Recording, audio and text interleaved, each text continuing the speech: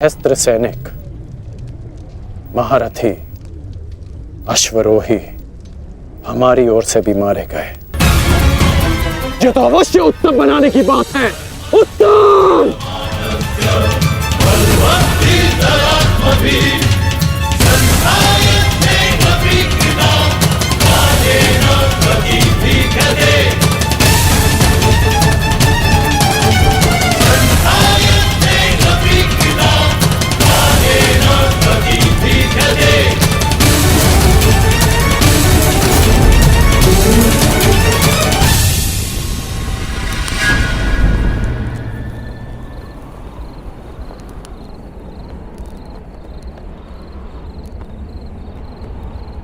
क्या ये युद्ध समाप्त हो गया है?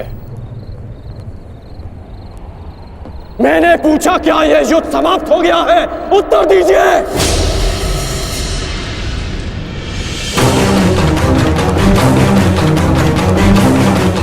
एक दिन युद्ध में पलड़ा क्या भारी हो गया। आप सबको लगा कि आप लोग युद्ध जीत गए।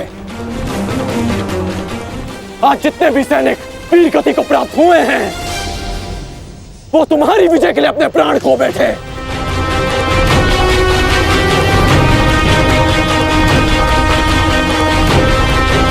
आप लोगों ने कभी सोचा है कि इस युद्ध में कितने जीवन दांव पर लगे हैं? हर परिवार इस भय के साथ जी रहा है कि क्या उनके परिवार के सदस्य घर लौटेंगे भी या नहीं। और आप सब उत्सव मना रहे हैं। ये उत्सव बनाने का समय नहीं, रणनीति बनाने का समय है। इस युद्ध में जीतने का समय है। पांडव सामान्य योद्धा नहीं है। वो इस समय एक घायल सिंह की भांति हैं, जो कल युद्ध में अपना प्रतिशोध लेने के लिए तत्पर रहेंगे।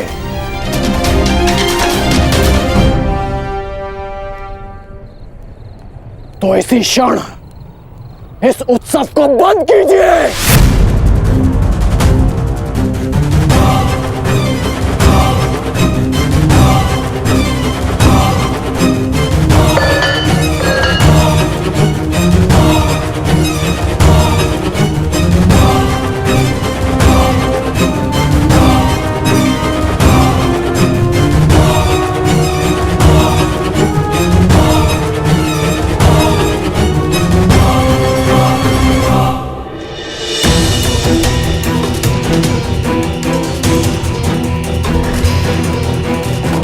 युद्ध भूमि का नियम है कि हर दिन के साथ हुई हानि को भुलाकर अगले दिन के विषय में सोचा जाए।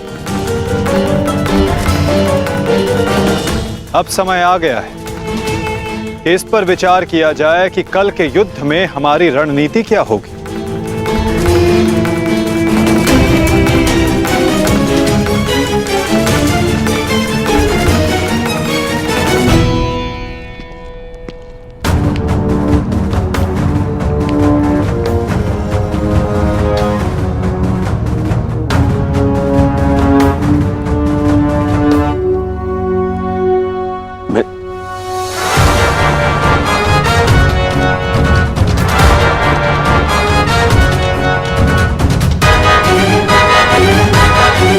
परंतु कल के लिए हमारी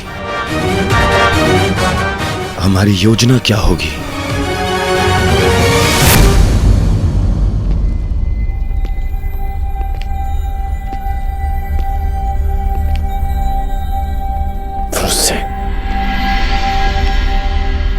तुम यहाँ क्या कर रहे हो? यहाँ कल की रणनीति बन रही है पिताश्री। तो इस सभा में मेरा उपस्थित होना अनिवार्य है ना। तुम युद्ध में भाग नहीं लोगे। मैं तुम्हें अनुमति नहीं दे रहा। जाओ, जाकर विश्राम करो। मैं जानता हूं मुझे विश्राम की आवश्यकता है, परंतु मैं नहीं चाहता कि कल कोई वीर पांडव ये कहे कि अंगराज का पुत्र एक तीर का घाव तक ना सह सके। मुझ पर विश्वास कीजिए पिताश्री, मैं कल भी युद्ध में अपना पूरा योगदान दूंगा, परंतु मुझे जाने से मत रोकिए। मैं आपका पुत्र हूं। मैं वचन देकर आया हूं कि मैं आपकी कमी की अनुभूति किसी को अनुभव नहीं होने दूंगा। मैं इसीलिए मेरा कल युद्ध में उपस्थित होना अनिवार्य है पिताश्री। मुझे मेरा वचन पूर्ण करने दीजिए।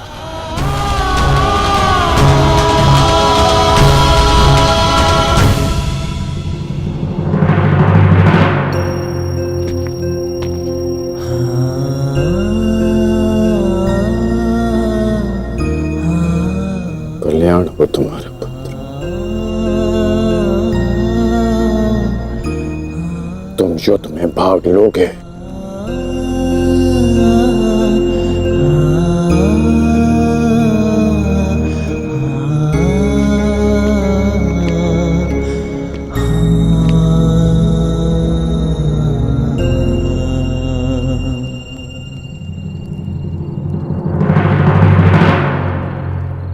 शत्रु सेना को हानि पहुंचाने के साथ साथ आपको अपनी सेना को सुरक्षित रखना भी महत्वपूर्ण है।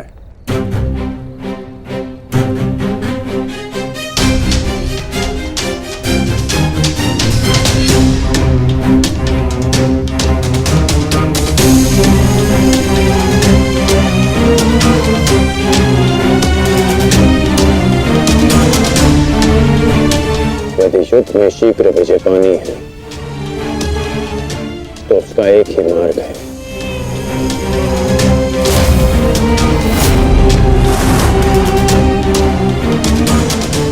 उसे बंदी बनाओ।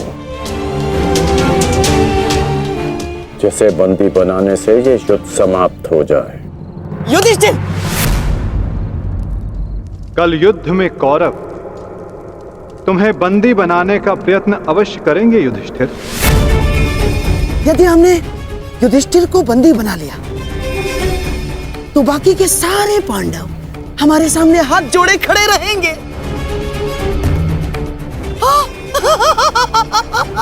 उत्तम! कल चाहे जो कुछ भी हो जाए, हम उस युधिष्ठिर को बंदी बनाकर रहेंगे। उसकी सुरक्षा की हर एक दीवार, हर एक व्यू तोड़ देंगे हम। तो इसका तोड़ क्या है माधव?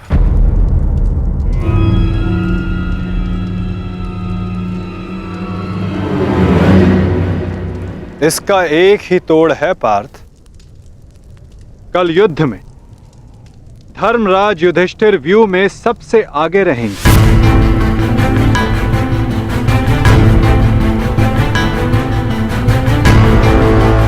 जब आप जानते हैं माधव कि ज्येष्ठ को बंदी बनाना ही इन कौरवों का लक्ष्य है, तो क्या हम ज्येष्ठ को सबसे आगे खड़ा करके उनका कार्य सरल नहीं कर रहे हैं? क्या ये उचित है माधव? हाँ पार्थ, यही उचित है। इसीलिए मैं ऐसा कर रहा हूं।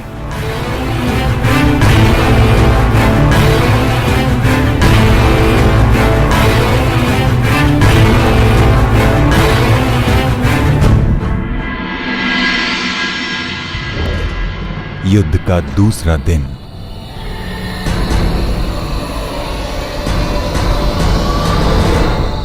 क्या युद्ध आरंभ का शंखनाद तब तक नहीं हुआ संजय? किसी भी क्षण युद्ध का शंखनाद हो जाएगा महाराज। दोनों सेनाएं सज्ज हैं। पांडवों की सेना ने आज कौंच व्यूह का निर्माण किया है और महामहिम भीष्म ने महाव्यूह का। उचित निर्णय लिया है ताचरी ने।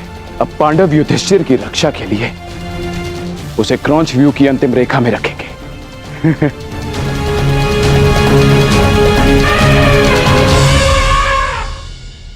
युद्ध भूमि में कुछ असामान्य घटित हुआ है महाराज, जिसका किसी को अनुमान नहीं था। जिस प्रकार से युवराज दुर्योधन आश्चर्यचकित हैं, ठीक उसी प्रकार से मैं भी आश्चर्यचकित हूं महाराज। किंतु ऐसा क्या हुआ है संजय? पांडवों ने राजकुमार युधिष्ठिर को सेना के अंतिम रेखा में न रखकर सेना के अग्रभाग में रखा है महाराज।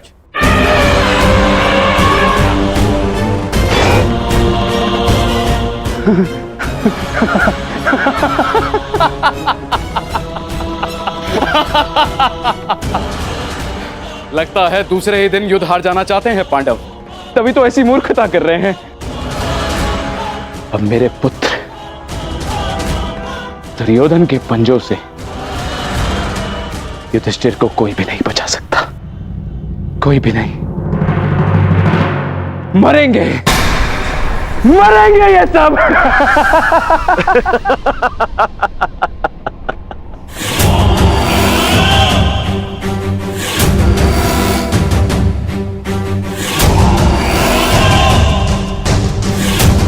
सुना था, आज देख भी लिया।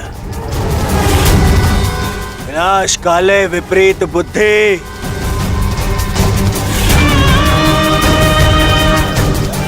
युधिष्ठिर को सबसे आगे खड़ा करके आश्चर्यचकित कर दिया इन पांडवों ने।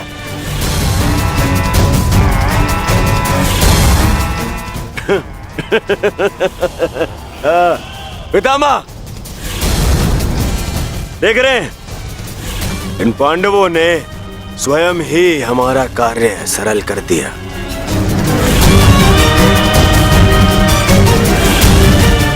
युधिष्ठिर को आगे खड़ा करके।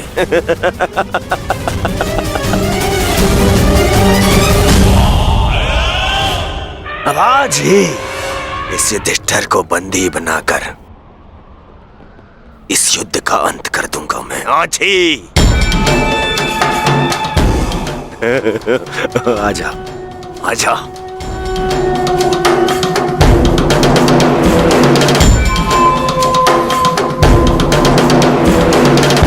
कल अंगराज ने उत्सव मनाने से रोक दिया था, आज अवश्य मनाएंगे।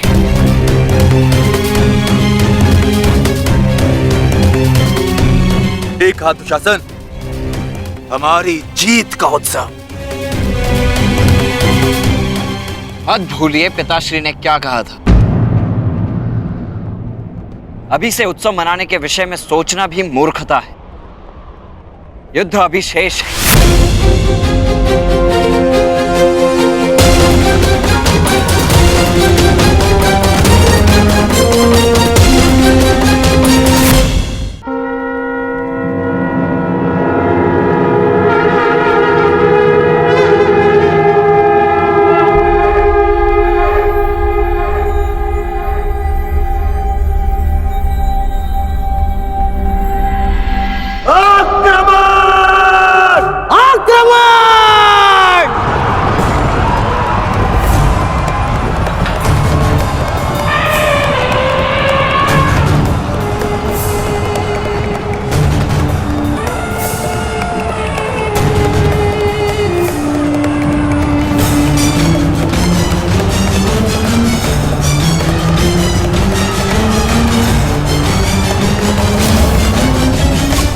पांडव आक्रमण क्यों नहीं कर रहे?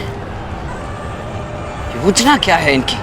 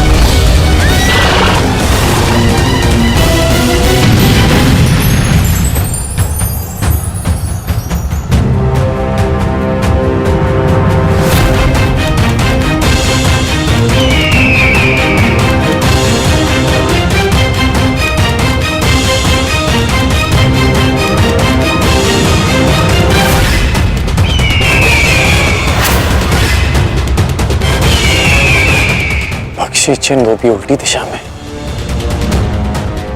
ये पांडव पीछे क्यों हट रहे हैं?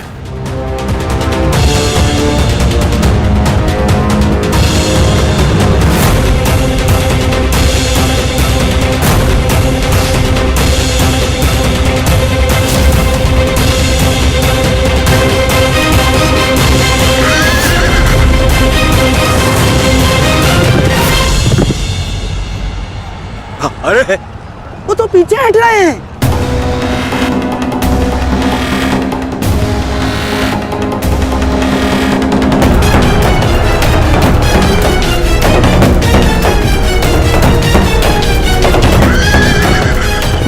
पीछा करो इनका, समाप्त कर दो सबको।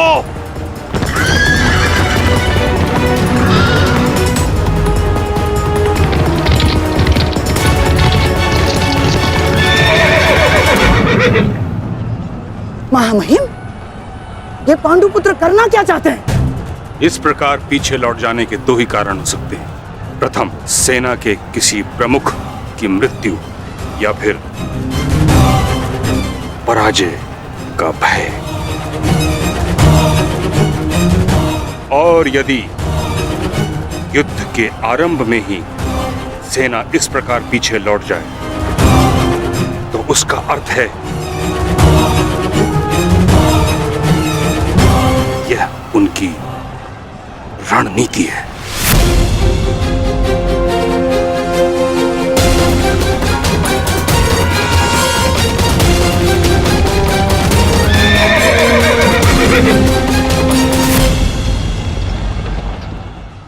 यह उनकी रणनीति है।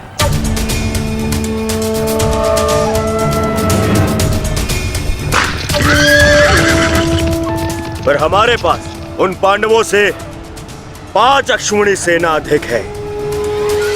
यदि ये कोई रणनीति भी है, तब भी हम अपनी सेना के बल से इन पांडवों को समर्पण करने के लिए विवश कर सकते हैं। पितामह, आप आगे बढ़िए और युधिष्ठिर को बंदी बनाइए। शीघ्रता मत करो दुर्योधन। सर्वप्रथम उनकी रणनीति को समझो, उसके पश्चात आगे बढ़ो।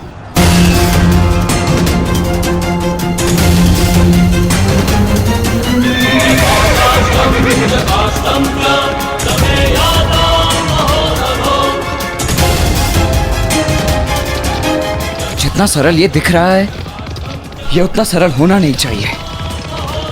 कुछ तो गड़बड़ है।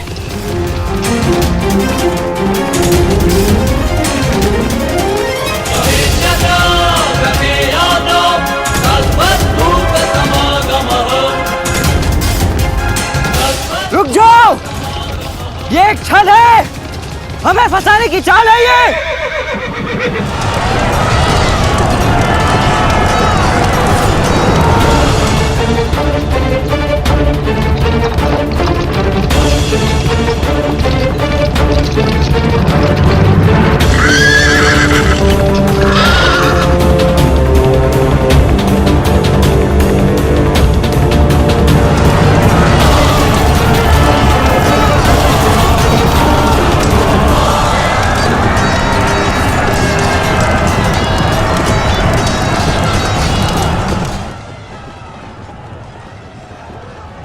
दुशासन और अश्वत्थामा अपनी सेना को लेकर कौरव सेना से अलग हो गए हैं महाराज।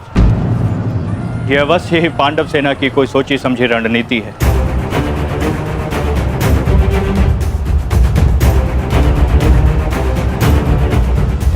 आत्मसमर्पण कर दो युधिष्ठिर। हो सकता है ज्येष्ठ तुम्हें जीवन दान दे दे। तुम केवल दास बनने के योग्य हो और सदैव दास बनकर रहोगे, और पांचाली सदैव हमारी दासी बनकर रहेगी।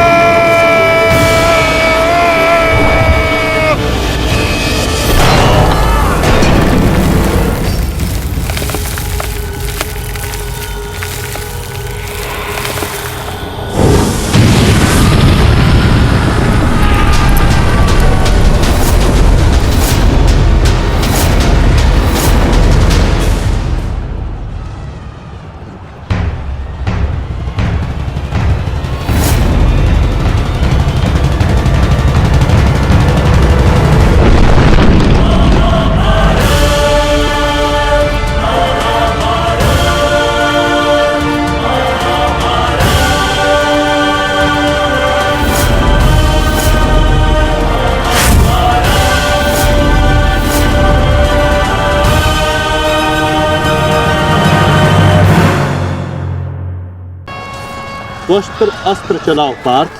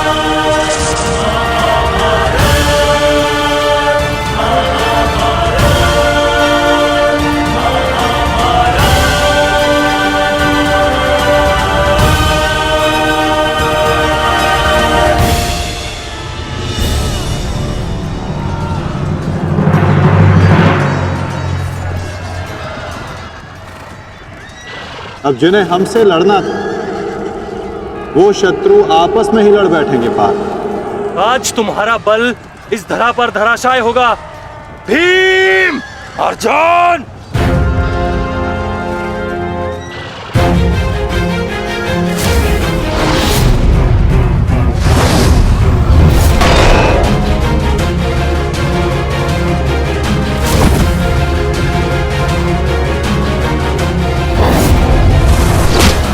ये क्या हो रहा है? अश्वत्थामा और दुशासन आपस में क्यों लड़ रहे हैं? शांत हो जाओ दुर्योधन। ये अर्जुन के दिव्यास्त्र का प्रभाव है।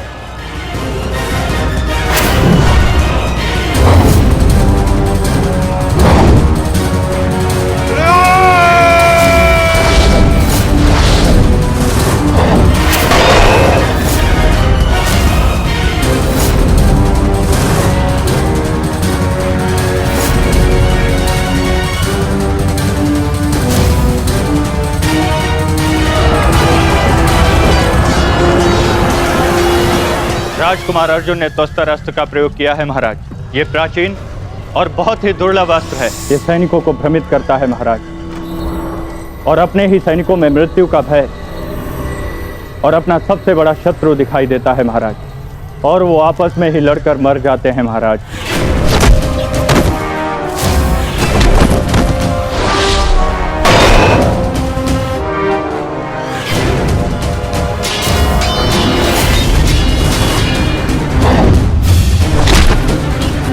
हाँ भाई, आप युवराज की सुरक्षा के लिए यही उपस्थित रहिए। मैं शीघ्र आता हूं।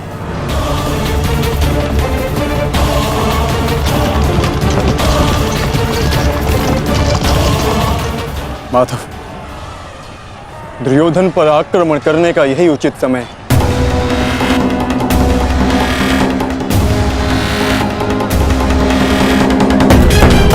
अंतिम प्रहार का समय आ गया है। सारथी,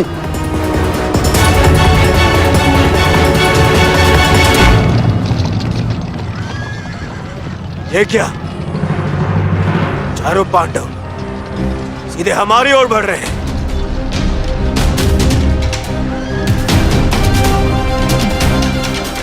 वो भी बिना किसी सुरक्षा पंक्ति के। संजय, इस अस्त्र की माया को किसी तरह तो समाप्त किया जा सकता है। कोई तो उपाय होगा। इसका उत्तर मेरे पास भी नहीं है महाराज, परंतु अवश्य ही राजकुमार अर्जुन के पास होगा, और कदाचित वो अपने पुत्र अभिमन्यु को इसकी काट बता रहे हैं महाराज। सत्य कीर्ति अस्त्र, इसे उपयोग केवल एक शक्तिशाली योद्धा ही कर सकता है। हमारे विपक्षियों में आचार्य द्रोण, पितामह और अंगराज कर्ण इसका उपयोग करना जानते हैं। कर्ण तो युद्ध में सम्मिलित नहीं है, और आचार्य द्रोण और पितामह को इनकी रक्षा करने के लिए पहुंचने में समय लगेगा, इसलिए हम इसका लाभ उठा सकते हैं। परंतु तुम भूल रहे हो, युद्ध भूमि में एक और कुशल योद्धा है जो सत्य कीर्ति अस्त्र का प्रयोग करना जानता है।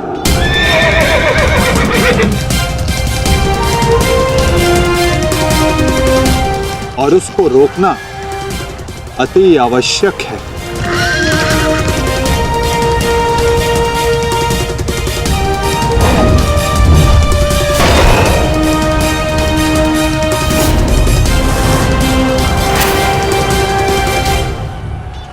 जितने भी अस्त्र हैं ये शत्रु को भ्रमित कर देते हैं।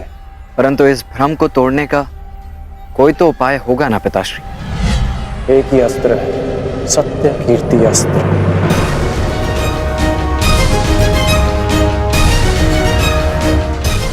ओम सत्यार्थम ओम कीर्त्यार्थम ओम नमो नमो नमो सत्य कीर्ति अस्त्राय नमः।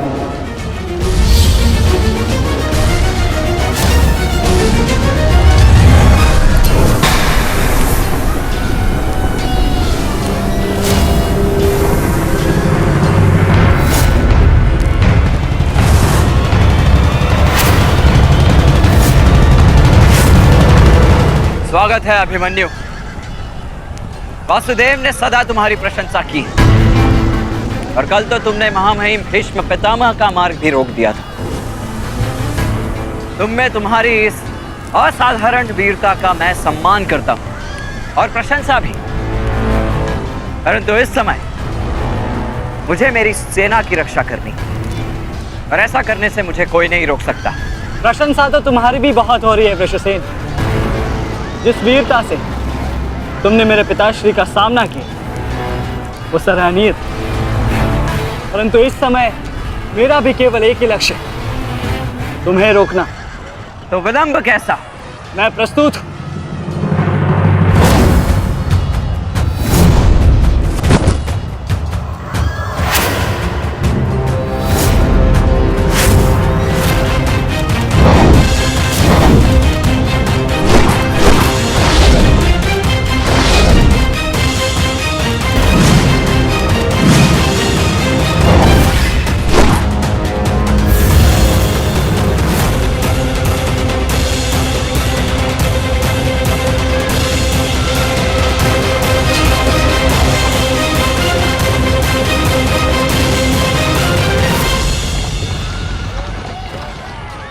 मैं गुरु द्रोण को रोकता हूं।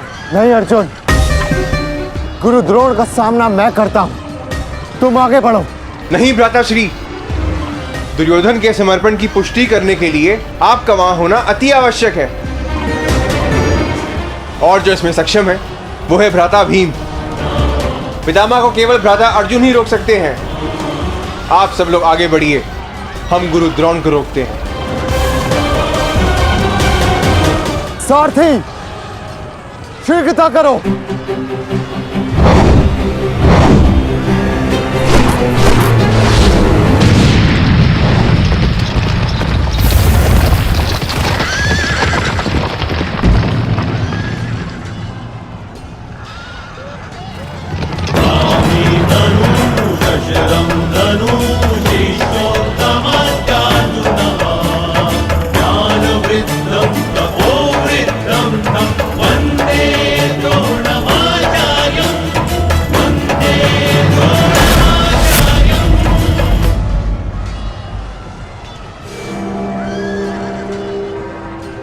हस्तिनापुर नरेश, महाराज धृतराष्ट्र के ज्येष्ठ पुत्र दुर्योधन तक पहुंचने के लिए तुम्हें मेरा सामना करना होगा।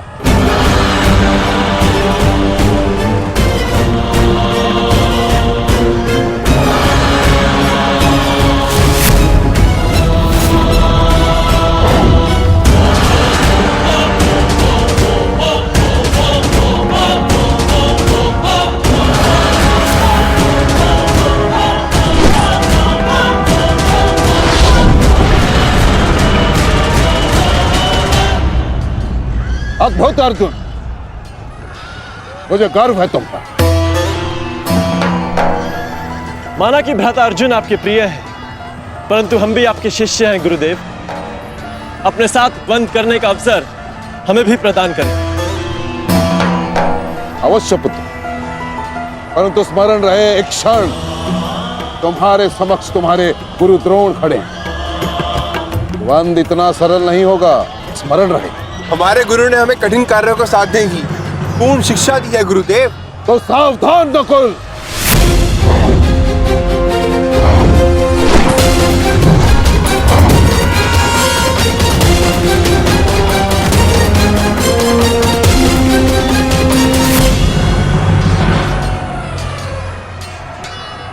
कहा था मैंने कि द्वंद्व सरल नहीं होगा।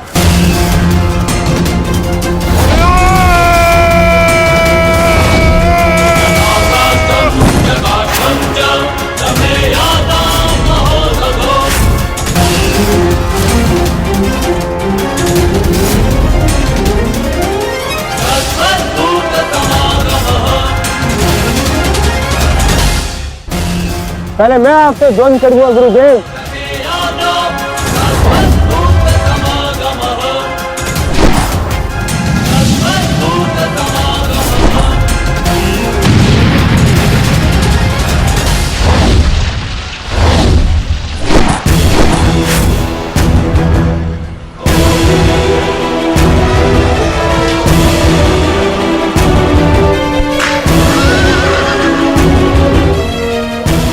द्वंद्व का समय आ गया है।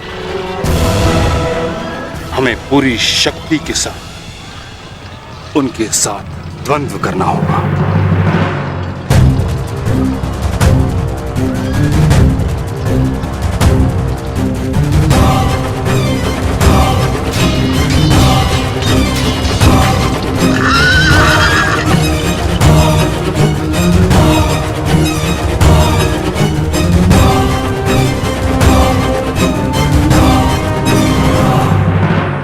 क्या हुआ पुत्र?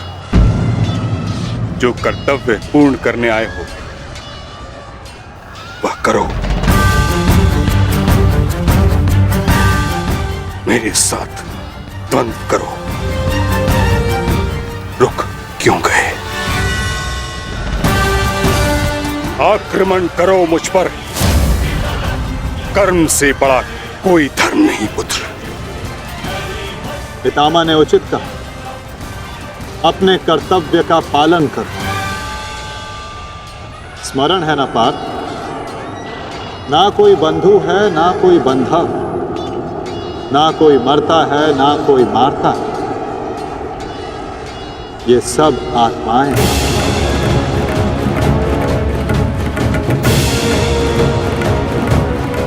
हम सब निमित्त मात्र हैं पार्थ। अब किस अवसर की प्रतीक्षा कर रहे हो? अवसर तो तुम्हारे समक्ष खड़ा है पार्थ।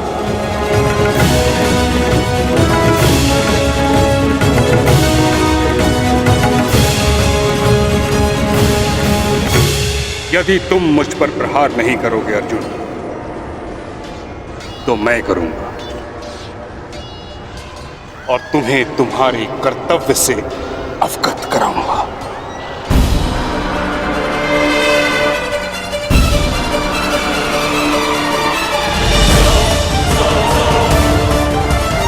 अपने प्रेम भाव को अपनी दुर्बलता मत बनाओ पार्थ, अन्यथा तुम्हारा यही प्रेम भाव तुम्हारी पराजय और अधर्म की विजय का कारण बनेगा।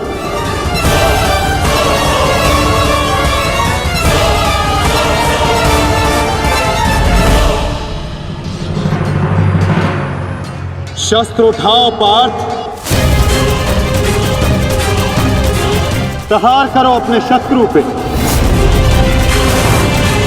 प्रहार करो पार्थ।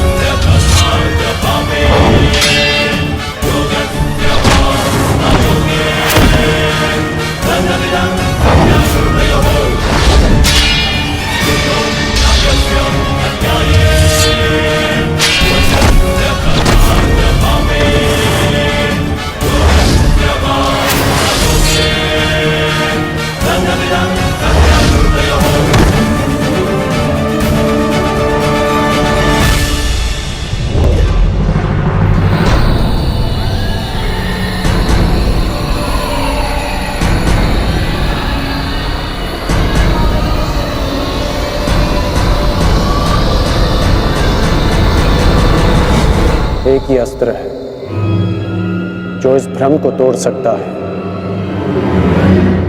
सत्य कीर्ति अस्त्र।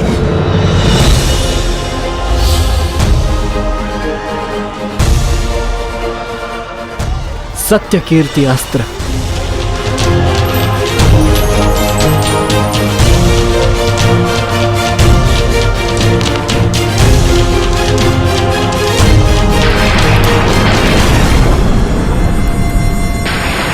मुझे अपने कर्तव्य का पालन करना ही है। तुम भी अपने कर्तव्य का पालन करो मित्र। हम दोनों को कोई नहीं रोक सकता।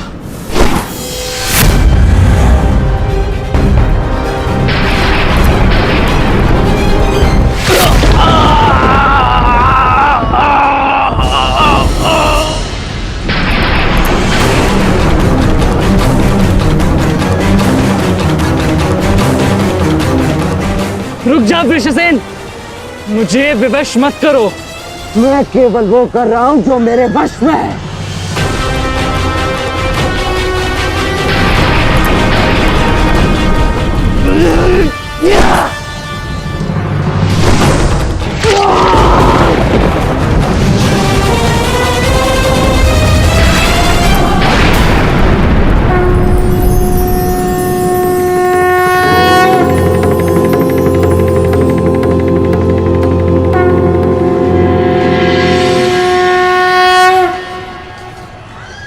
अद्भुत, मुझे तुम पर गर्व है पुत्र।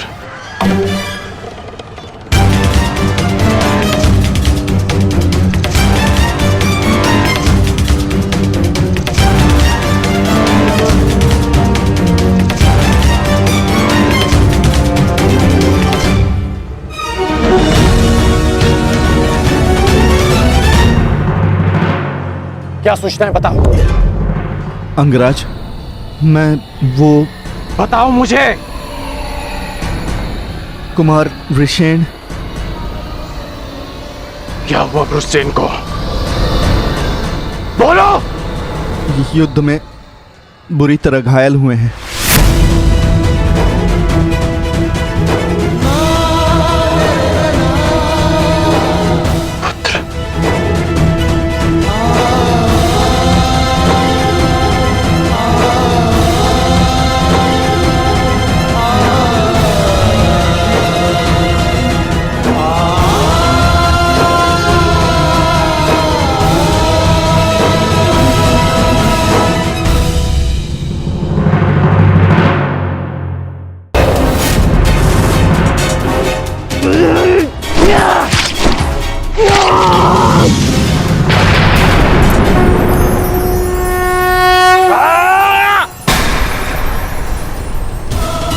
ये हमें क्या हुआ था कुमार?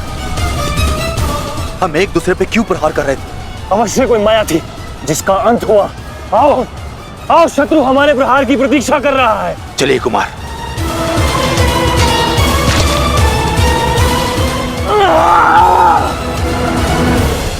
तुम्हारे कौशल और शौर्य को नमन है वृषसेन। अनुमान नहीं था कि कौरव सेना में ऐसे कुशल योद्धा से सामना होगा। सूर्यास्त में समय अभी शेष है अभिमन्यु, और हमारे तुनीरों में बाण नहीं। तो समय व्यर्थ ना करते हुए द्वंद्व आरंभ करें। तो मैं प्रस्तुत हूं योद्धा।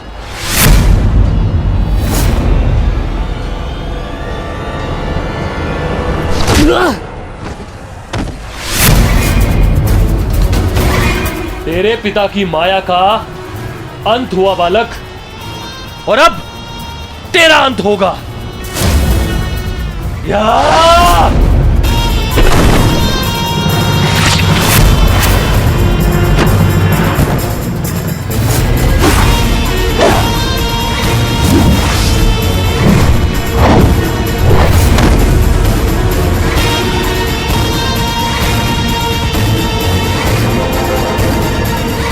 हार तब नहीं होती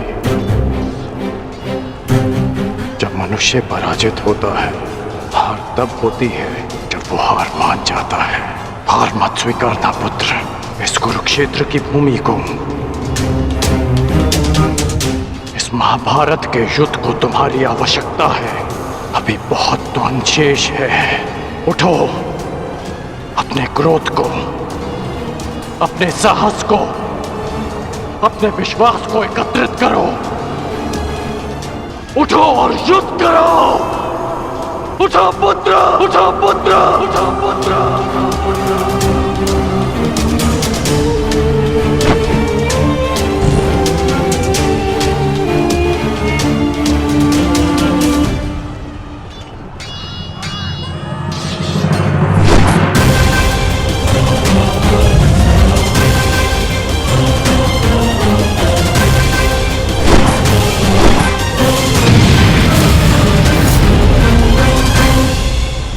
माधव, पितामह के प्रहार प्रतिक्षण बलशाली होते जा रहे हैं। हम उन्हें बहुत समय तक रोक नहीं पाएंगे। रोकना तो पड़ेगा पार्थ। जितना समय तुम इन्हें रोकोगे उतना समय भीम को मिलेगा कि वो दुर्योधन को परास्त कर युधिष्ठिर के समक्ष आत्मसमर्पण करने को विवश कर सके।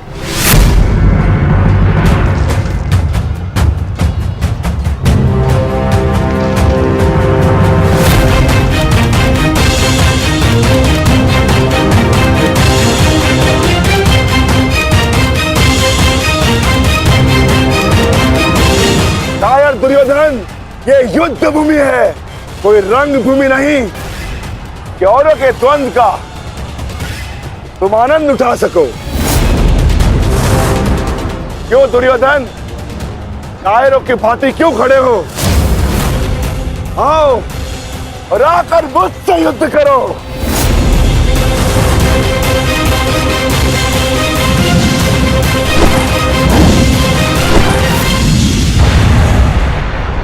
गंगापुत्र, शीघ्रता कीजिए। अर्जुन आपको द्वंद्व में उलझा रहा है। इधर भीम दुर्योधन की ओर बढ़ रहा है। महामहिम, कुछ कीजिए।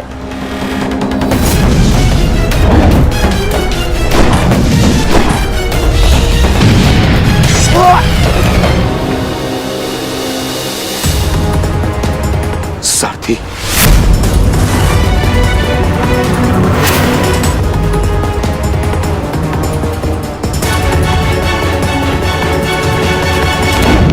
सावधान अर्जुन।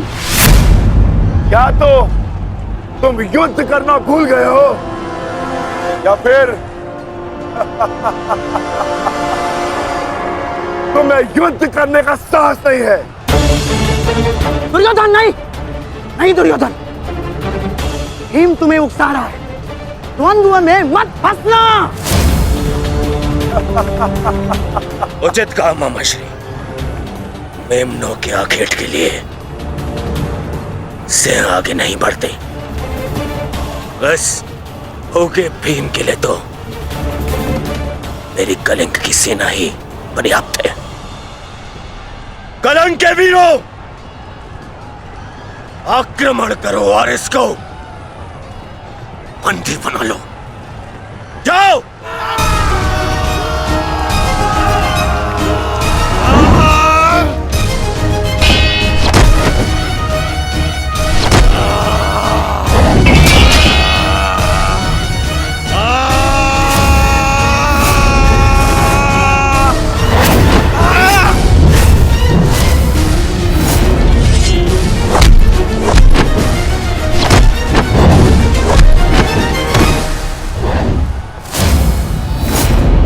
क्यों दुर्योधन, बस ये इतने से थे? अरे इनसे तो युद्ध करके मेरे हाथ पैर भी नहीं खुले।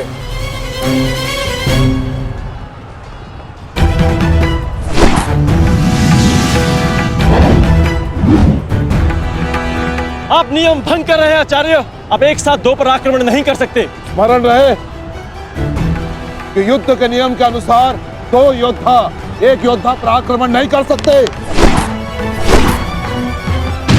परंतु एक योद्धा दो योद्धाओं पर आक्रमण कर सकता है। सहदेव,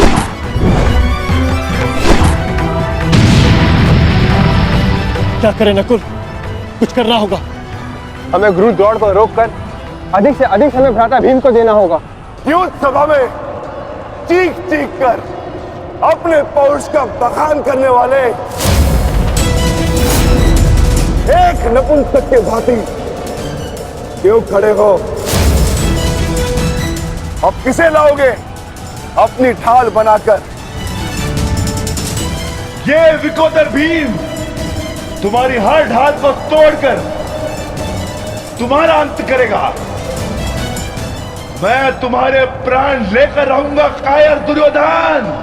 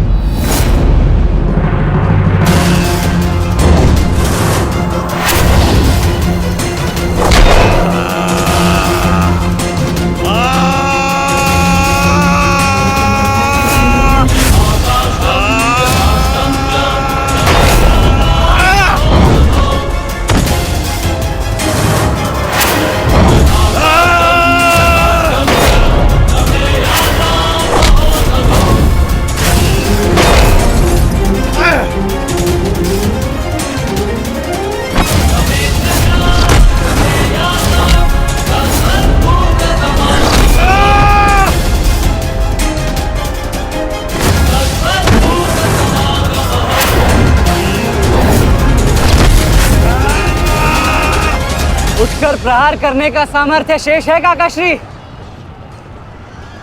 या पराजय स्वीकार करते हैं? जय और पराजय की चुनौती बराबरी के योद्धाओं को दी जाती है बालक। प्रतीत होता है कि अभी तक तुम्हें कोई समर्थ योद्धा नहीं मिला।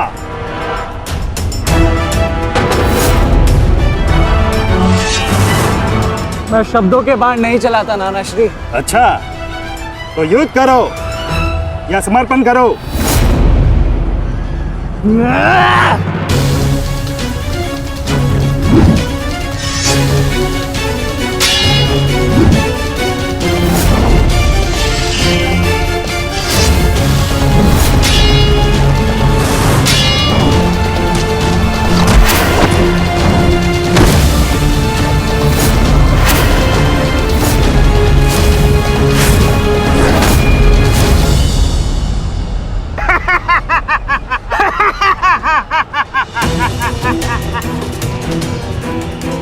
क्या हुआ, थक गए?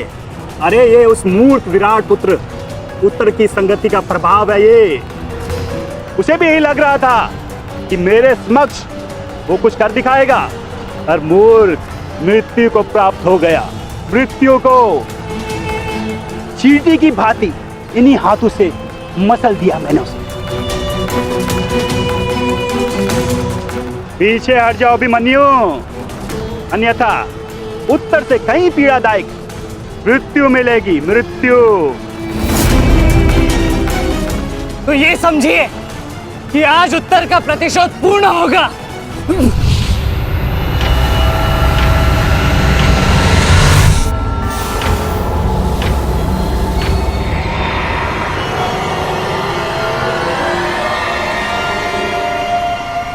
फिर से मूर्खता कर रहे हो अभिमन्यु? मेरी शक्तियों के बारे में ज्ञात नहीं है। शत्रु का क्रोध मुझे और बलशाली बनाता है। बलशाली।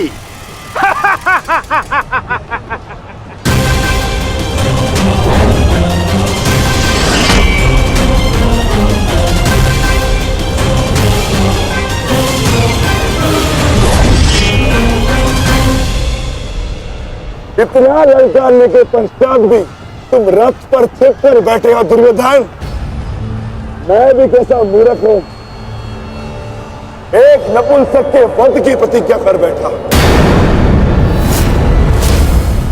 आज तुमने यह सिद्ध कर दिया कि तुम एक क्षत्रिय नहीं बल्कि एक बार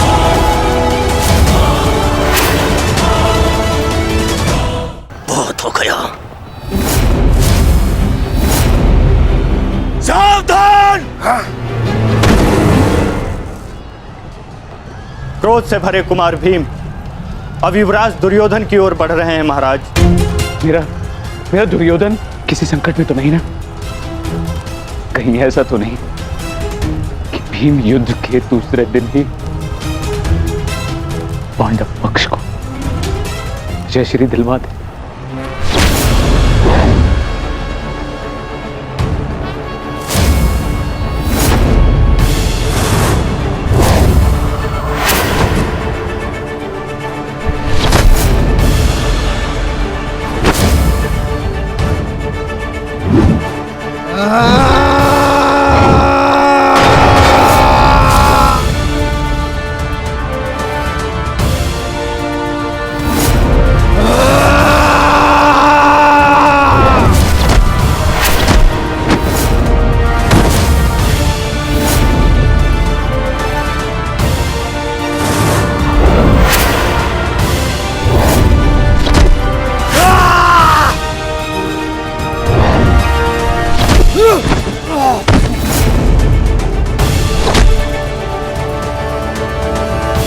मारो दुर्योधन मारो।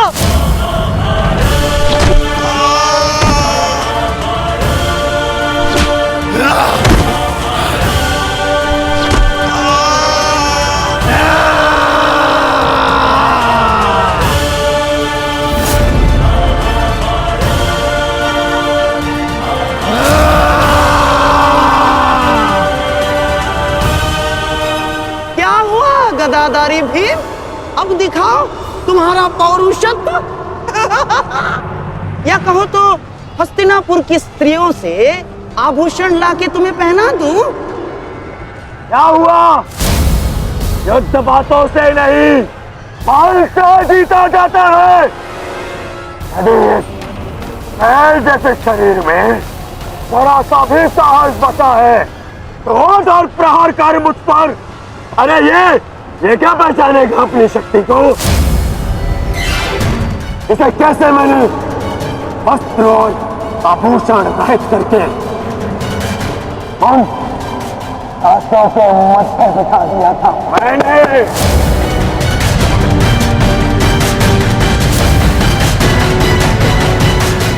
कदाचित ये भी भूल गया है कि कैसे मैंने बलि सभा में उस दासी द्रौपदी को उसका उचित स्थान दिखाया था।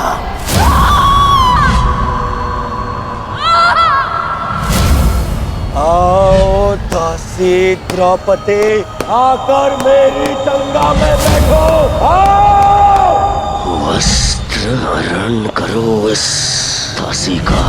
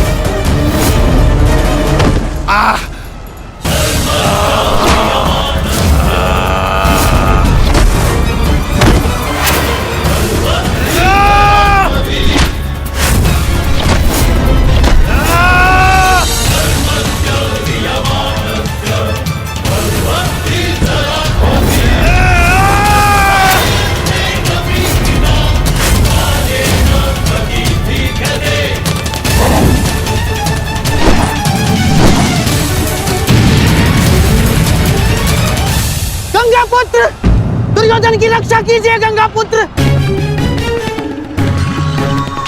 महामहिम, ये क्या कर रहे हैं आप? अपने वचन को पूर्ण कीजिए। आज यदि आपने भीम का वध नहीं किया तो हस्तिनापुर का युवराज घर नहीं लौटेगा। महामहिम भीम, रुक जाओ, दूर हो जाओ दुर्योधन से, अन्यथा मुझे तुम्हारा वध करना होगा।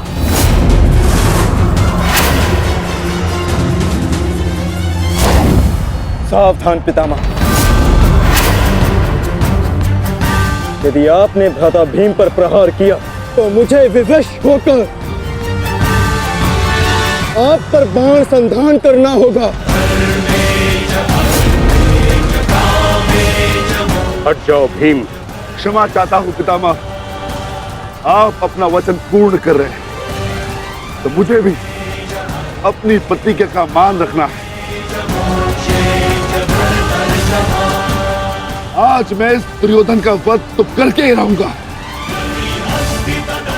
चाहे इसके लिए मुझे स्वयं के प्राण क्यों न गंवाने पड़े।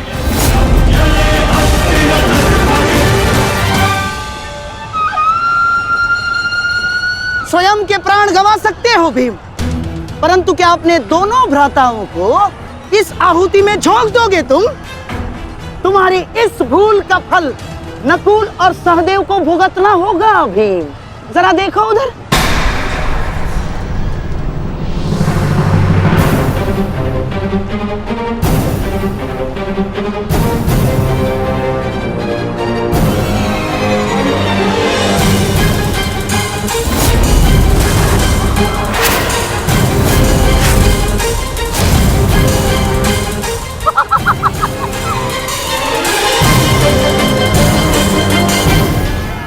पिताश्री,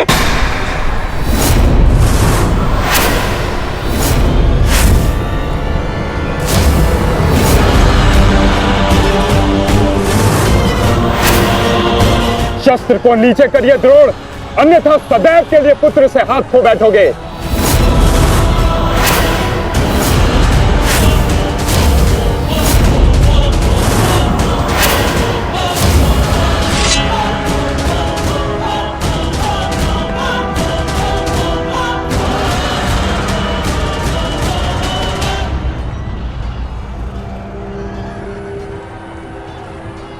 दुर्योधन, तेरा अंत आ गया है।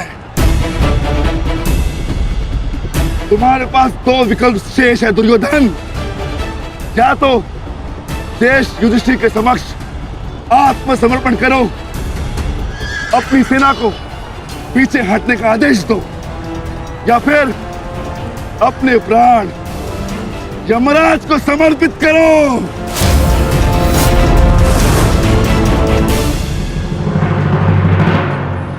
मारो भीम, मारो! शीघ्रता करो भीम! इतनी भी क्या शीघ्रता है राजकुमार युधिष्ठिर?